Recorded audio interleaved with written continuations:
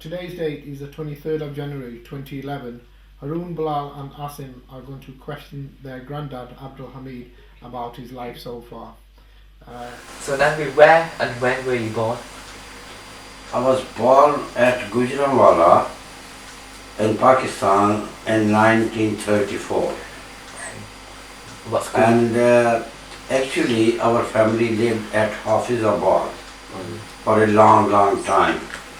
But my father was in the police department, and the government used to keep his transfer most of the time, right? He used to transfer from one town to another town. So our forefathers' place was at Hafizabad, and that's where my father built his own house to live. So we brought up at Hafizabad, and I went to school at Hafizabad, and the school used to call MB High School, Hafizabad. That's where I completed my matriculation education. What was your house like in Pakistan? Well, our house was quite a big house. Our whole family was there. Had 3 sisters, and we were 3 brothers. Of course, we were 4 brothers and 3 sisters.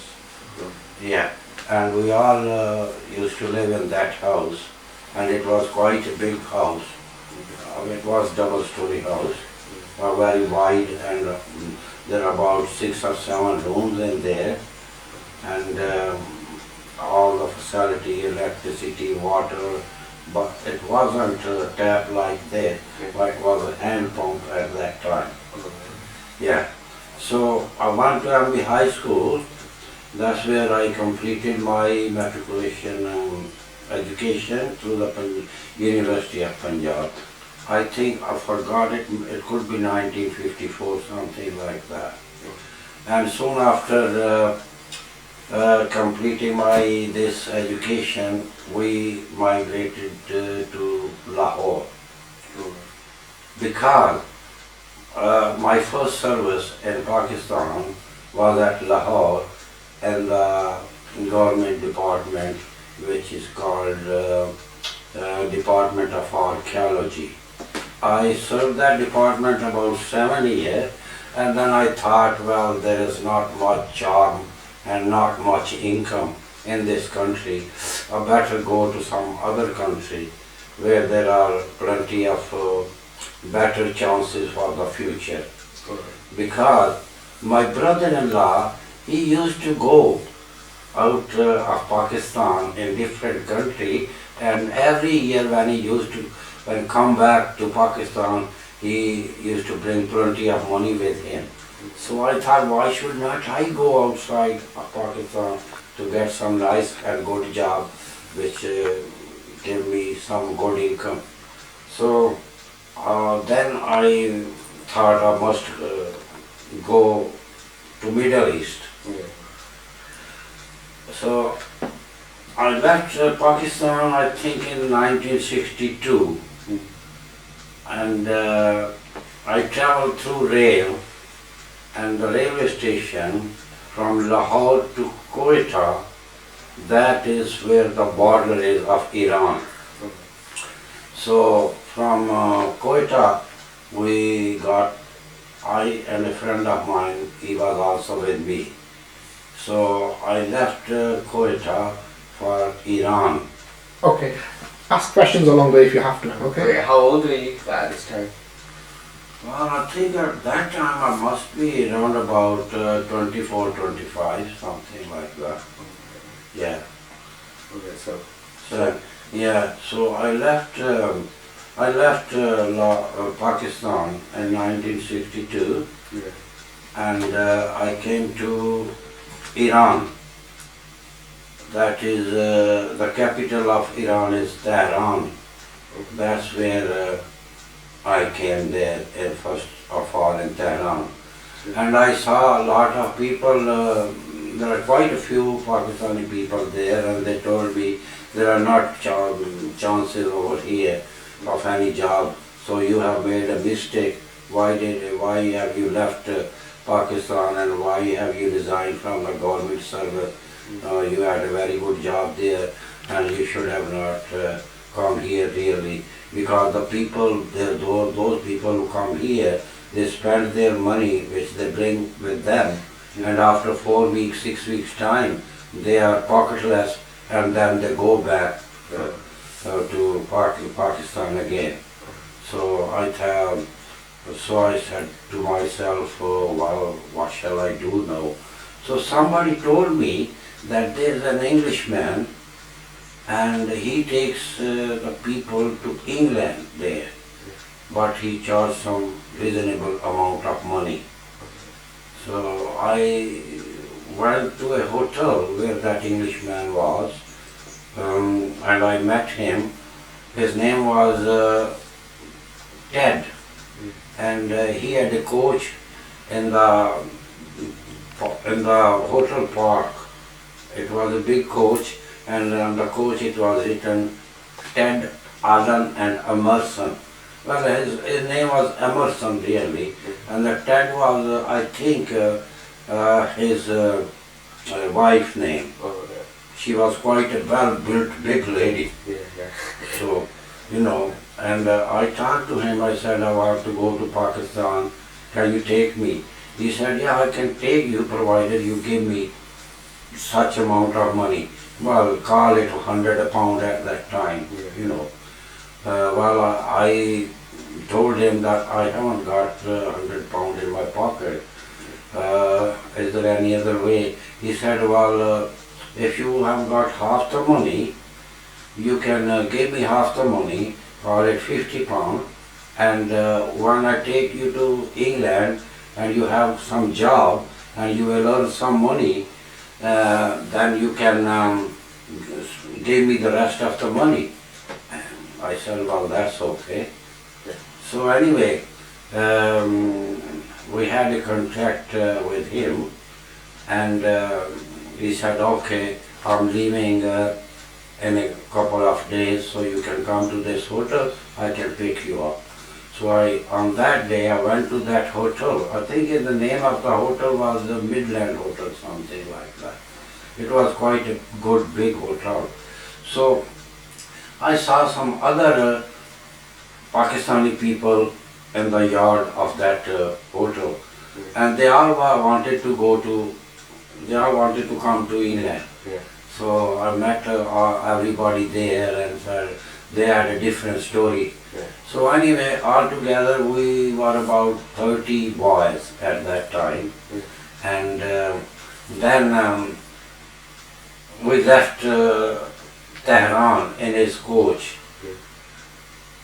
for England. I think it was the month of May, something like that. So we started our journey from Tehran, and the next big city of Iran was Mashhad. Right, I think it was about 200, 300 miles from Tehran. So it was a good coach, So every time, after an hour or 2 hour driving, he used to stop at petrol station to put the petrol in and to buy a few things. And then we boys came out, used to go out of the coach and used to buy a few things. So anyway, what I did, when I left Tehran, I had left some money in my pocket, and I had one carrier bag with me. I bought some biscuits, and so I bought some peanuts, and I bought some other stuff like that, dry fruit, and put it in my bag, because I did not have enough money in my pocket, which which I could spend by staying in the hotel, or staying at night in a hotel, or for the food, something like that. So anyway, I did not spend any money in the way, because I used to eat these biscuits and dry fruit like that. So after leaving Mashhad, we reached to we crossed the border of Iran, and the next country was Turkey. And there was a sea before we reached to the European Turkey. And he loaded his coach on the ship, and we crossed that sea and came to Istanbul. Istanbul is a big city, and but it is situated by the side of sea as well. I could see lot of little and big ships there, and I think we stayed there a couple of nights, and in that city, Istanbul. Some of the boys, they used to go out in the town to see and watch everything, but we did not have the money, so we stayed there in the coach or nearby there to pass our time like. So anyway, after a couple of days, we left Istanbul and traveled so many cities through, and in a couple of days' time, we crossed the border of Turkey and entered into Greece. Yeah. Well, in Greece, I think they are like English people, you know, white color and the same style as the English people are. So every night that Mr. Emerson and his wife, they used to stay in a hotel somewhere. I used to park his coach near the hotel, and they used to go stay in the hotel. And so was the other boys who traveled with me. They used to hire the room in the hotel, and they used to stay there. But I did not have enough money to pay for the room. So what we used to do, we used to sleep somewhere near the coach or somewhere else, but not in the hotel. So Were you with your friends or something? no, not really. Yeah. No, not at that time. But so what happened? Well, in the daytime, I think it was a place, it was a town called Salonika. Salonika is situated on the side of sea. It's a seaside. Okay, so we went to the seaside, we lot of boys. We went to the seaside, and there were some English people taking swimming and taking bath on the seaside. So what we had at that time, we had a shalwar kameez at that time. So there, a lady looked at me and she laughed. She laughed. I thought perhaps this lady likes me, that's why she smiles. But I talked to my friend, I said, why this lady is smiling? He said, I don't know. But anyway, I went to that lady, and I did not speak Greek language, but I just, with the hand and mouth, I said, why you are laughing? And she laughed more, and she said, I'm laughing at your dress you are putting on. I said, why you are laughing? My dress is okay. She said, no, in our country, this dress is the woman dress, those who are pregnant, they wear that dress. So anyway, so we came back to that, at about evening time, we came back to hotel, and there was a group of girls there. We were sitting in a circle, about 10 or 15 boys, and these girls surrounded us, and they were looking at us because they had never seen a brown man before. They all were white, they were looking at us. So, because the matter was of that language, they could not speak our language and we could not speak their language. So they were looking at us, standing around us, and with the hand and body language, um, they said to us, I like that, are you going to see the picture with us? Oh, yeah. Are you going to the cinema? You want to go to the cinema with us? Yeah. So we were a bit scared, like at that time. We might get lost or I don't know who they are. So we refused them, no, sorry, we don't want to go with you. So anyway, like this, we started our journey for the next country.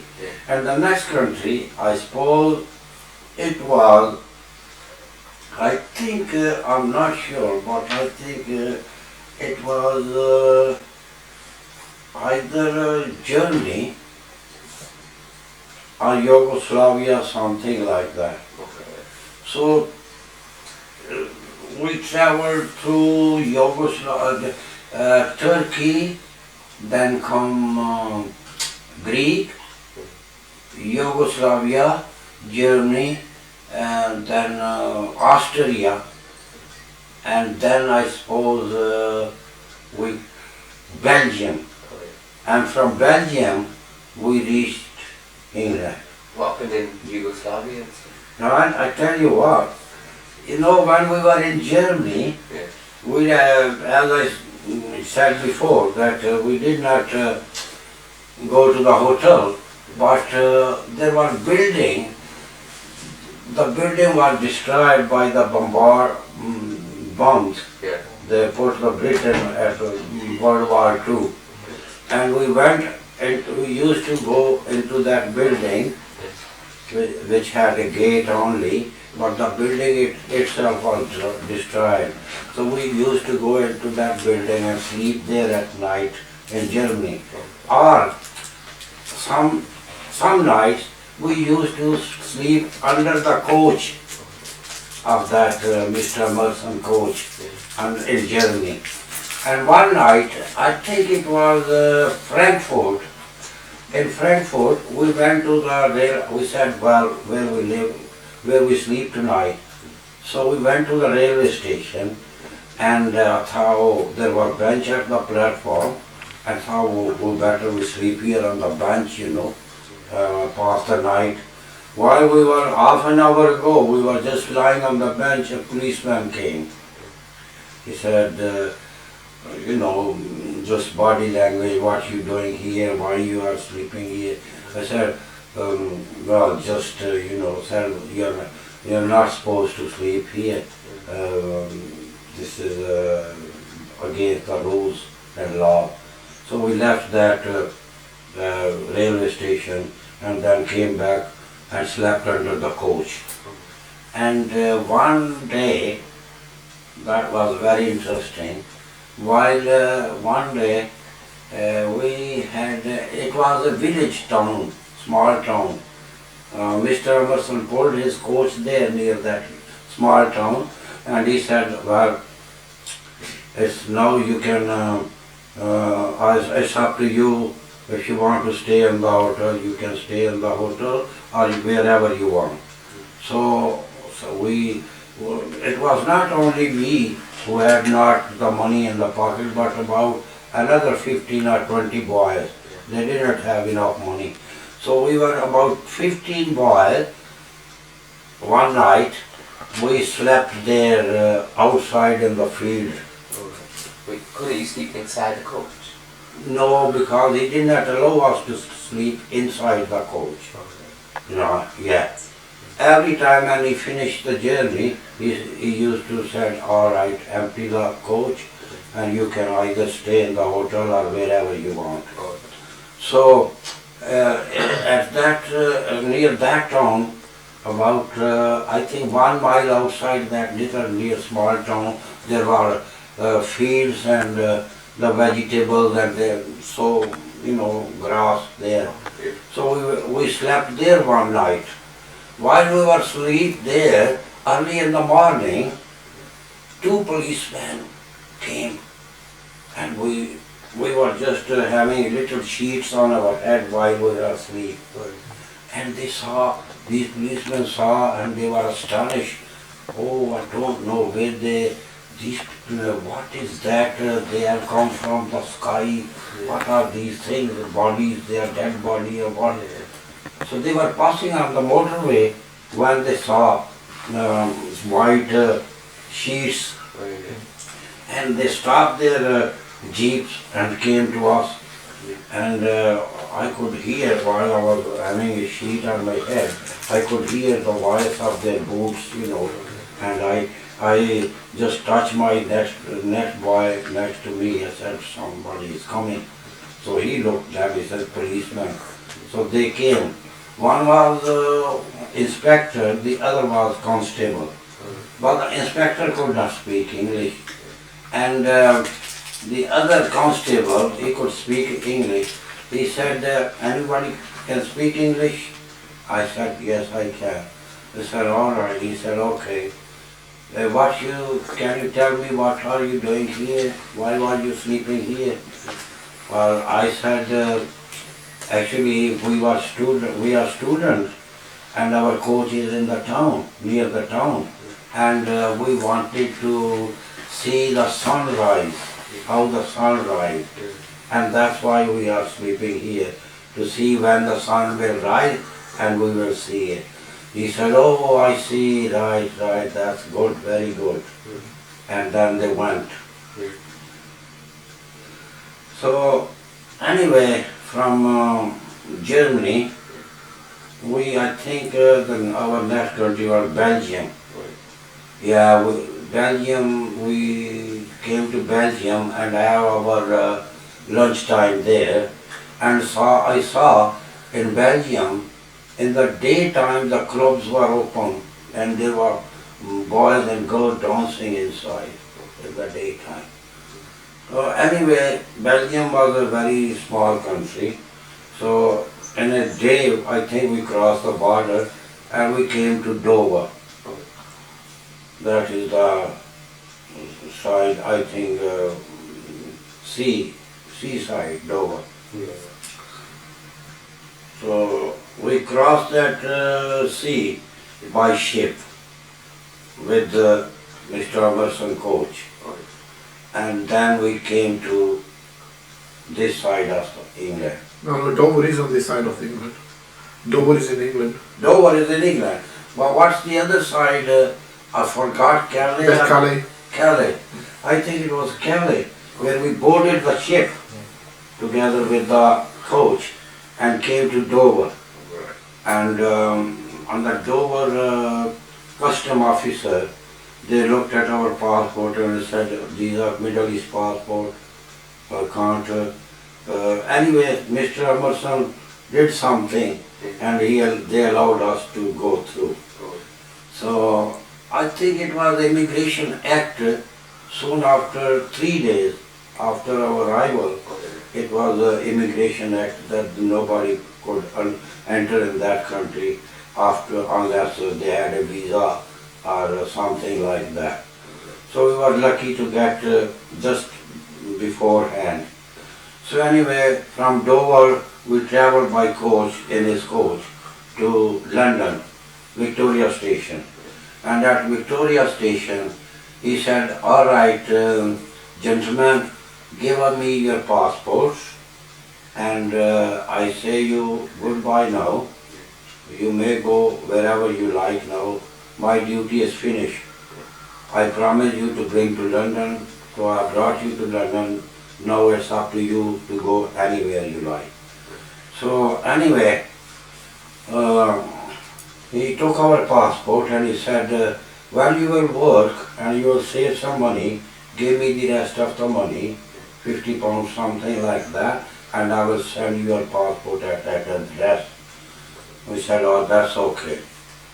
So from Victoria Court Station, we got into a coach which was coming to Manchester.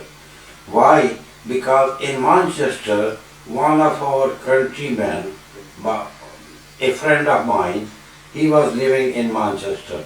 So I thought it is better to go and see him and get his guidance, you know.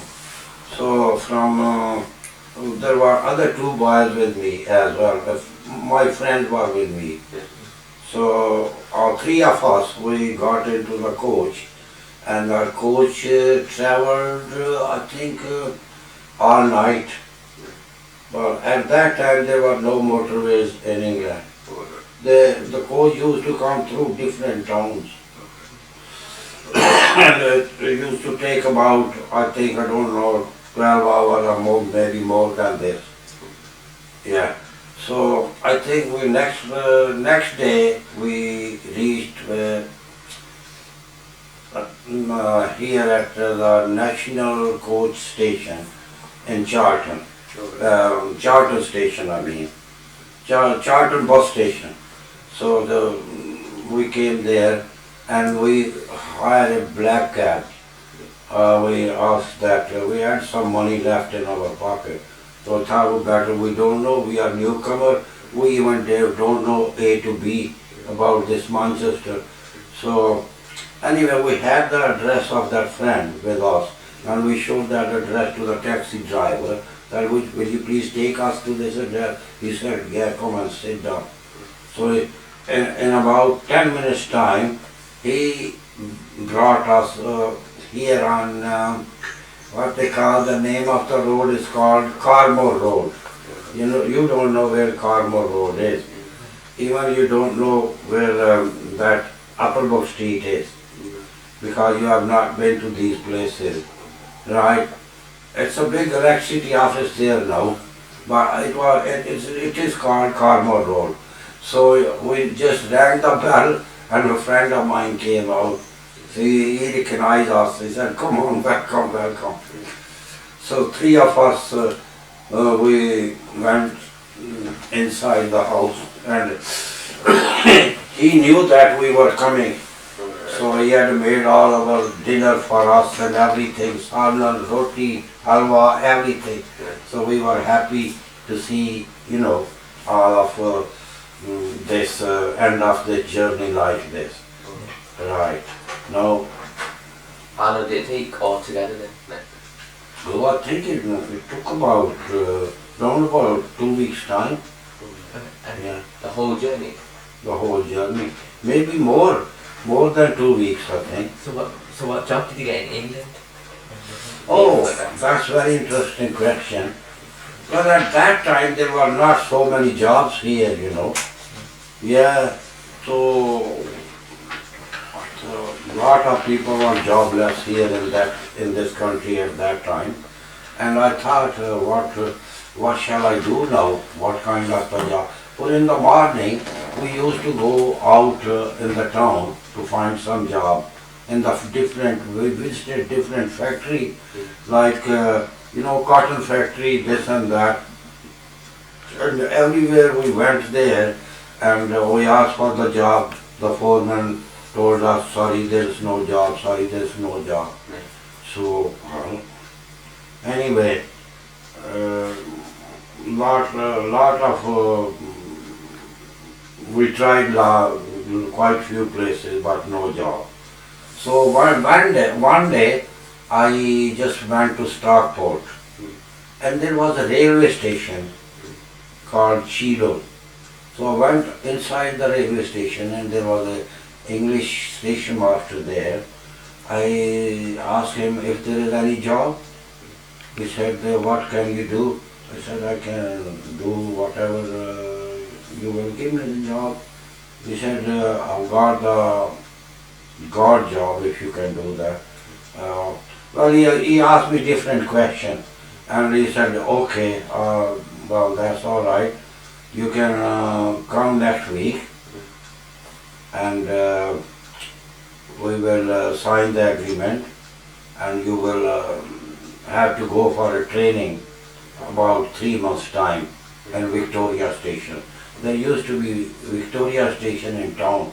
It has closed now. Yeah. So I said, okay. So Next Monday I went to see him and he gave me a few paper and asked me to join and go join the classes there. So I went 3 months and I then completed my training as a guard in the railway. Then I went for the examination at Piccadilly railway station, and right on the top building. So there was some examiner there. He asked me a few questions, and then he said, okay, I'm passing you as a railway guard. So I was happy then. And all the other my friends were very surprised, because they got the job, but very third class job, like watching the, these lads and this and that in the factory. How much did you get paid in that job? How much I got paid? Yeah. Well, at that time, when I used to work, used to take the train, my weekly income was around about between £10 and £12.50 at that time. And it was a big wages. When my friend used to see my wage slip, they were very surprised because they used to earn about £7.50 in the factory. My train, first of all, I used to take the goods train, and in the morning when passenger train go past, they just put the goods train on the one side and let the passenger train go through. And I used to take a lot of overtime, So that's why I used to earn £12.50 a week at that time. So did you pay that guy back then? Sorry? Did you pay that, what's his name? That Ted guy, did you pay back? Oh yes, yeah, good job, you have reminded me. Yeah. Well, after working about, I think, 3 months' time, I saved some money, and the first thing I did, I sent his money to his name, and he returned my passport in the same week. Yeah, I paid that money. Then I saved some money, and I used to send a lot of money to my parents in Pakistan because they needed the money at that time. There was nobody, there was not enough income they could live on. So, I have served my parents a lot there. And of course, I stayed there 2 years in England, and then new story starts, right? And I will tell you that story later on sometime.